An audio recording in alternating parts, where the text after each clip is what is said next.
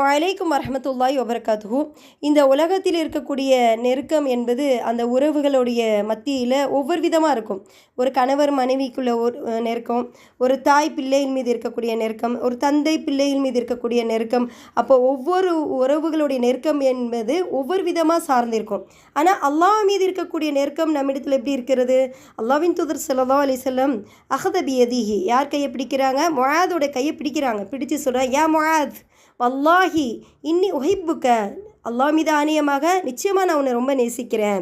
திருப்பி சொல்கிறான், வல்லாஹி இன்னி உஹிப்புக்க, அல்லாஹ் மீது ஆணையாக நிச்சயமாக நான் உன்னை நேசிக்கிறேன்னு சொல்லிட்டு, அவுசீக்க, உனக்கு நான் ஒரு அறிவுரை கூறுகிறேன்னு சொல்லிட்டு, யா முஆத் லா ததஅன்ன ஃபி துபுரி குல்லி ஸலாத், ஒவ்வொரு தொழுகையிலும் இதை சொல்வதை நீ விட்டு விடாதே சொல்லிட்டு, அல்லாஹும்ம அஇன்னி அலா திக்ரிக்க வ ஷுக்ரிக்க வ ஹுஸ்னி இபாதத்திக்க, யா அல்லாஹ், உன்னை நான் நினைவு கூறுவதிலிருந்தும் உனக்கு நான் நன்றி செலுத்துவதிலிருந்தும் என்னுடைய அமலை அழகான முறையில் நல்ல முறையில் ஏற்றுக்கொள்வதிலிருந்தும் யா அல்லாஹ் அதை ஏற்றுக்கொள்வாயாக, அங்கீகரிப்பாயாக என்று அல்லாஹ்விடத்தில் கேட்கக்கூடிய இந்த பிரார்த்தனை.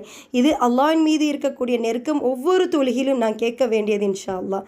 அஸ்ஸலாமு அலைக்கும் வரஹ்மத்துல்லாஹி வபரகாத்துஹு.